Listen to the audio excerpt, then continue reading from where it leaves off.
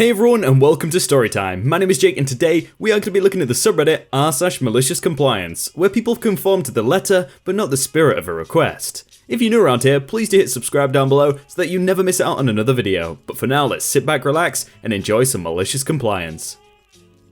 Call the HOA because my yard is devaluing your house? Alright, I'll have it cleaned by the inspection date. This is a story of my mother's. She has always been incredibly hard-headed, but this sticks out a lot from my teenage years. Once a year, she always had us pull everything out of the garage. Lots of boxes. My mum has a concerning amount of possessions. So we could go through it and clean and reorganize. This particular year, the couple who owned the house across from us, who were flippers, were in the process of selling their house. Unhappy with my mother's unsightly driveway covered in boxes, soiling their good image, they made a call to the Homeowners Association. By the time my mother received the letter, the mess had been put away, but they decided to get her on a few other complaints such as the bikes against the side of the house and the patchy gravel. She had 2 weeks to have everything up to standards. Petty and easily frustrated, my mother knew immediately who called, since the couple had come over and told her flat out with their renovations they were selling that house for way more any other house and this neighborhood, and would appreciate if she respected that by keeping her property on par. For the next 2 weeks, every box from that garage was in our driveway. The couch and the living room TV came next. This was early summer, so it was perfect weather to sit in your yard in your short shorts and sports bra. My mum made sure to wave and smile every time they brought someone over for a showing. The final step came at the end of that 2 weeks though. After the yard had been cleaned up and cleared by the HOA, my mum went to the local Walmart and bought a for sale sign. She wrote about 1/4 of their ridiculous asking price on it and finished off with a big "sold" written across the front and stuck it in our yard. No clue what they ended up selling their house for, but it sat empty for a while, so I'd assume it was below offer. That is just evil genius, putting it to 1/4 of the price and saying sold. Oh, that's just gotta hurt. Move your garbage bins to the other side of the house so my kids can use them.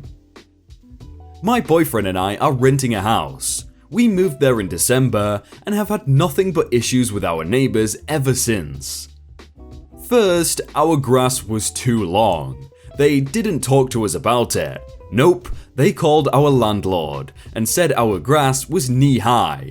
It was not.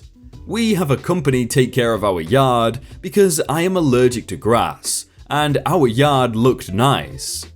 But I got a message from our landlord to take care of the yard. Luckily, I was home, so I just FaceTimed him right then and there and showed him the yard. Second, our parking. We have back alley parking or street parking in front. My boyfriend parks front of our house and I park around back.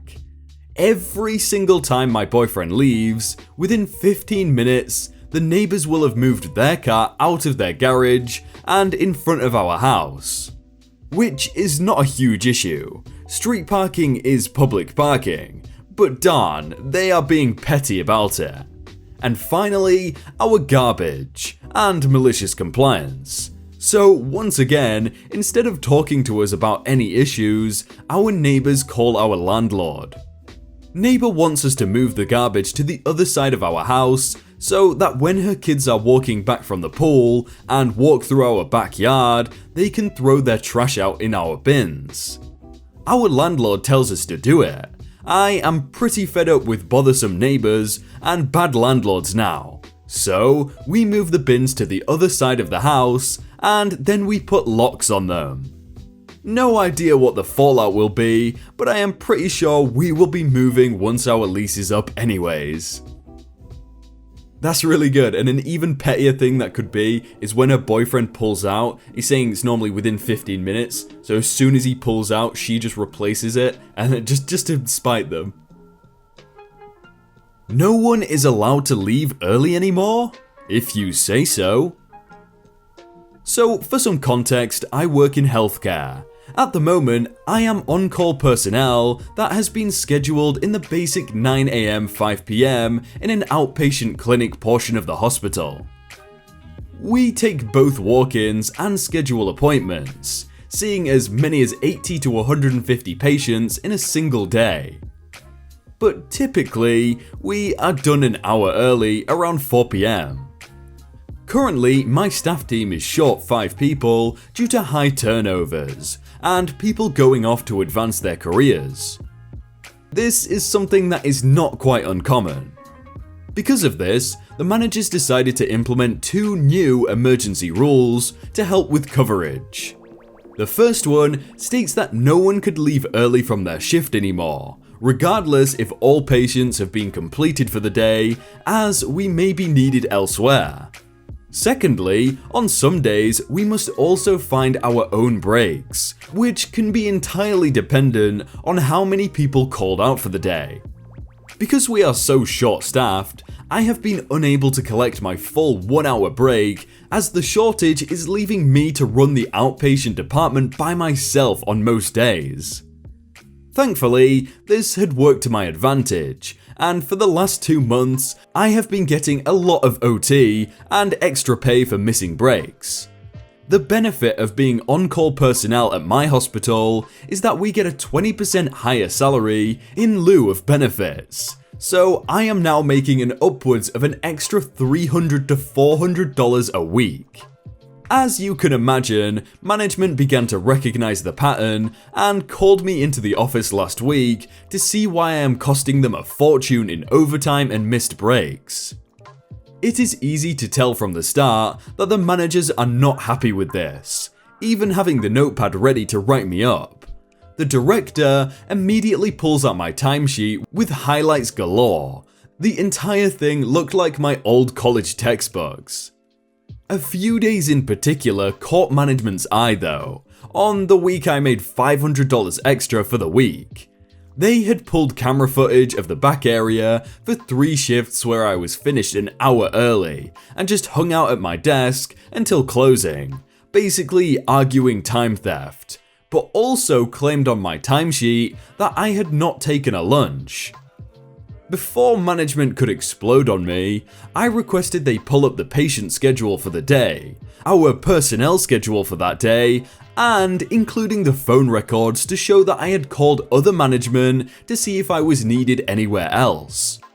The rest of the conversation went somewhat similar to this, not the exact verbatim. So, if you're done an hour early, why didn't you just take your lunch then, or float to another department? You mean just leave early? And I had called the other departments those days, asking if they needed help. No one did, so I stayed where I was because we aren't allowed to leave early. That is correct. We are not allowing staff to do that at this time. If you are not needed anywhere else, you should be taking that time to catch up on paperwork. All paperwork was done. I had completed orders and referrals in our system for the next week. All are timestamped for proof. Also, our current contract says we cannot take lunch for the last hour of the shift, but the idea of me taking lunch in the last hour and leaving early are effectively the same. If you would like me to not go over into more overtime, then allowing me to leave early so I can legally acquire lunch would greatly help you. After the awkward conversation, I was told that was all they needed and would get back to me. After 3 days, management concluded that the rules still need to be properly enforced due to staffing, and therefore I was completely valid in what I had put in my timesheets. To this day, I am still acquiring the extra money. I expect to pay off 3 student loans by the end of the year thanks to the extra income. Feels good. Yeah, I mean, the extra income's gotta be really good, like $500 extra a week. That's a lot of money, but the only problem is you don't want to overwork yourself, and yeah, you're gonna get drained out eventually. Won't make me supervisor? Guess I'm not qualified to train new employees then. Just for context, I work at a call center, but we also answer emails. I was hired a couple months ago because the company was expanding their operations, and they were establishing a Tier 2 escalation. I was in the first batch of hires, and was told that I would be made a supervisor for the next hiring batch, especially since I have previously been a supervisor at my previous job.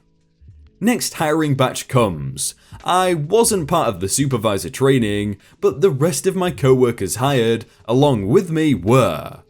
Reasons given by the team manager is that I'd listen to podcasts while working. I was always told by my trainers that it was totally fine to do that if you do your job correctly. Team manager explained that I do a great job and will be part of the next supervisor training sessions.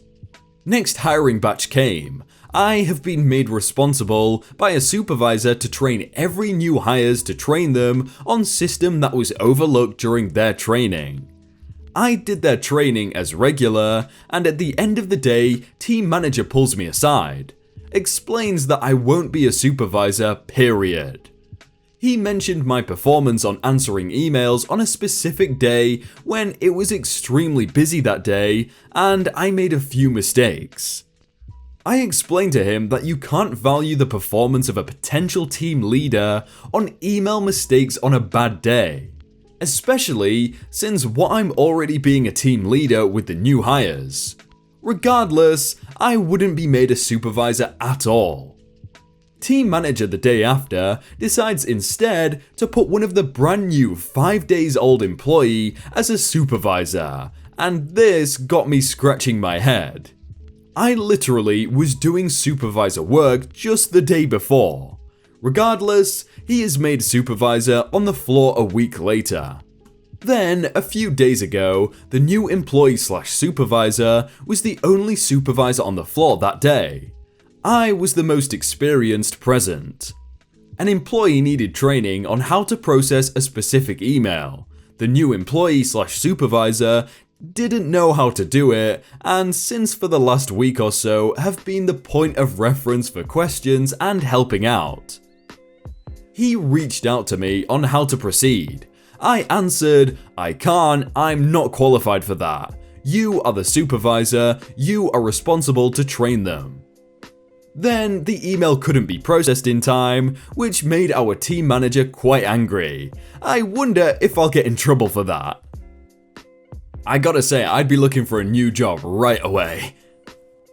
Treat us like children? Then we're all gonna act like children.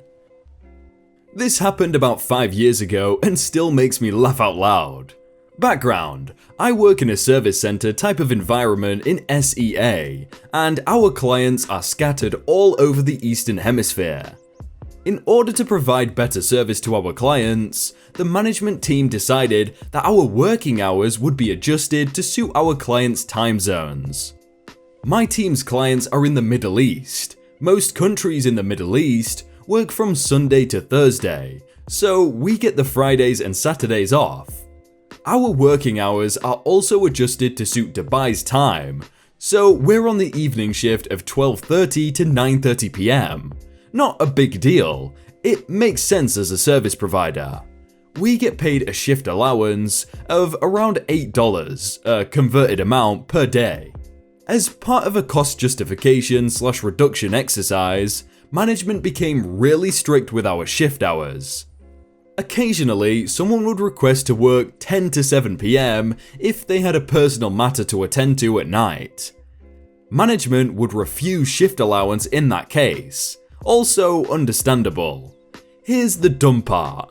The shift allowance was only paid out if an employee stayed the full 12:30 to 9:30 PM shift.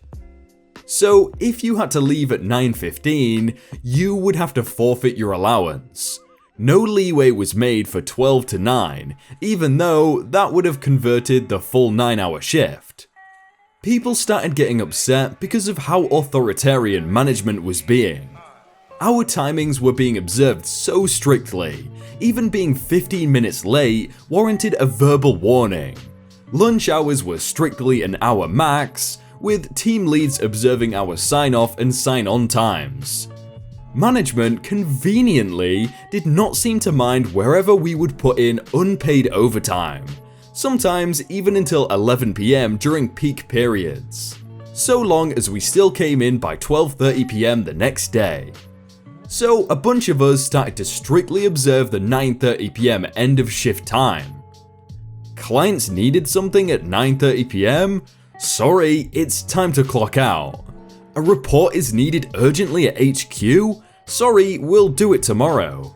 Unsurprisingly, our clients complained directly to management about the drastic reduction in service from our team.